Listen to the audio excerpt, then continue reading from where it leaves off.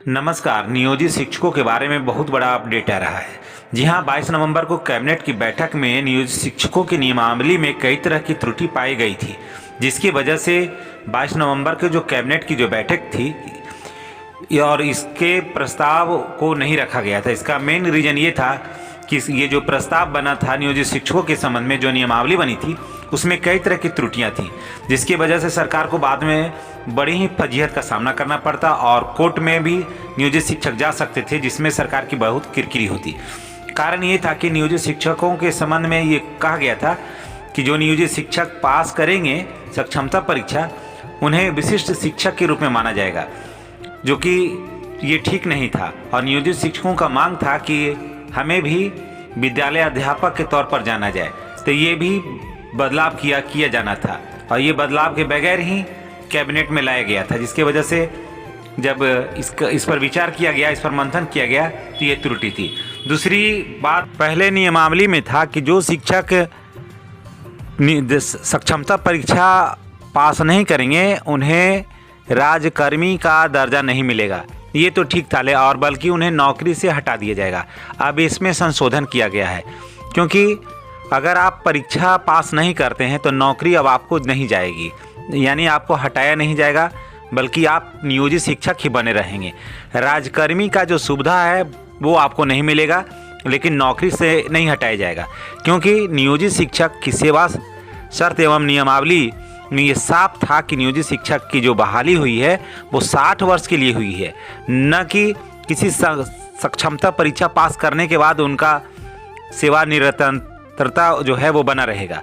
तो फिर इसे हटाने का कोई सवाल ही नहीं रहता है। इसमें फिर हटाने और परीक्षा होने पर ही सेवा में बने रहेंगे, ये न्याय संगत नहीं था। इसलिए इसमें संशोधन किया गया है और इन्हीं सब त्रुटियों की वजह से 22 नवंबर की जो कैबिनेट की बैठक थी उसमें इस प्रस्ताव को नहीं लाया गया है। हाँ, अधिकारियों को सख्त निर्देश दिया गया है कि इन त्रुटियों को सुधार करके 2 से 3 दिन के अंदर इसे पुनः रखा जाए। जैसा कि आप सबों को पता है कि हर मंगलवार को कैबिनेट की बैठक होती है, तो उसमें अगर ये समय रहते इसमें सुधार किया गया तो अगला जो बैठक होगा उसमें इसे शामिल किया जाएगा।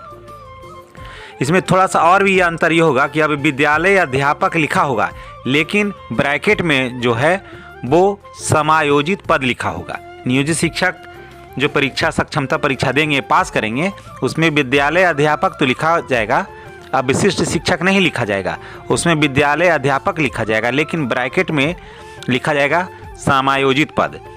और उसके बाद एक और भी महत्वपूर्ण बात यह है कि परीक्षा नियोजित शिक्षकों को हर हाल में देना होगा अगर वो राजकर्मी का दर्जा पाना चाहते हैं। तो अगर आप राजकर्मी का दर्जा नहीं पाना चाहते हैं तो आप परीक्षा नहीं भी दे सकते हैं। और ये प्रस्ताव में ये जोड़ा गया है कि परीक्षा जो होगी वो ऐच्छिक होगी, और क्योंकि अगर आप नियोजित शिक्षक हैं, आपको मन है कि हम नियोजित शिक्षक ही बने रहेंगे, हमें राजकर्मी का दर्जा नहीं चाहिए, हम राजकर्मी नहीं बने रहना चाहते हैं, हम नियोजित शिक्षक ही हम ठीक हैं, तो परीक्षा जो है वो ऐच्छिक होगी और आप परीक्षा दे भी सकते हैं, नहीं भी दे सकते हैं। अगर आप परीक्षा पास करिएगा तो आप राजकर्मी का दर्जा पाइएगा, अगर नहीं परीक्षा पास करते हैं या नहीं देना चाहते हैं तो आप नियोजित शिक्षक ही बने रहेंगे। और एक बात और भी है कि इसमें ये बात जोड़ा गया है कि जो शिक्षक सक्षमता परीक्षा देते हैं 3 बार, फिर भी वो पास नहीं करते हैं, तो वो उन्हें सेवा से अब हटाया नहीं जाएगा, बल्कि वो नियोजित शिक्षक ही बने रहेंगे।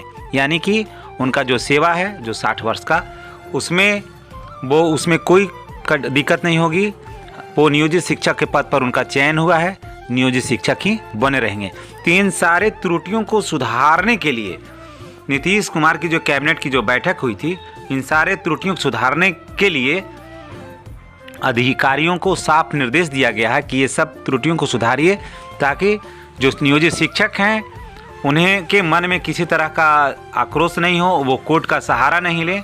कारण कि चुनाव आने वाला है, तो सरकार नहीं चाहती है कि अनावश्यक किसी फजीहत में पड़ा जाए।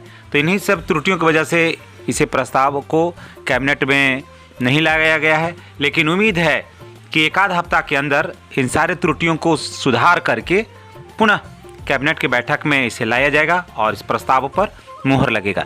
इन्हीं बातों के साथ मैं आपसे विदा लेता हूं और मैं तमाम सम्मानित शिक्षक भाई बहनों से मैं निवेदन करता हूं कि कृपया करके चैनल को सब्सक्राइब कर दें, ताकि हम आपके लिए एक से एक आकर्षक, एनर्जेटिक और पॉजिटिव वीडियो आपके हित में लेकर आएँ, ताकि आप नए नए चीज़ों से आप रूबरू हों, आपको जानकारी मिलता रहे। धन्यवाद।